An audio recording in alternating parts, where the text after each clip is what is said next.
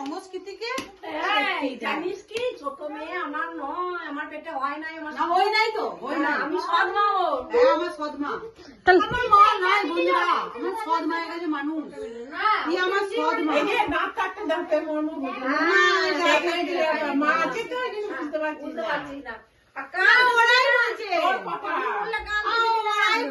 ওরাই বলছে আমার মেয়ে রিয়া একদিকে ধরবি, চোখটা যদি কেঁদেছে মা মারা গেলে তুই একদিকে ধরবি আর আমি একদিকে ধরবি। বন্ধ হবে না মুখ চুপ করাতে আর তুমি ওইটা কি করেছিলে গো? সে মগে করে নিয়ে চোখে এমনি করে করেছে। ওইটা আমার দিদির ঠাকুমা মরে গেছে, মানে আমার দাদুর মা মরে গেছে, আমার দাদুর মা মরে গেছে।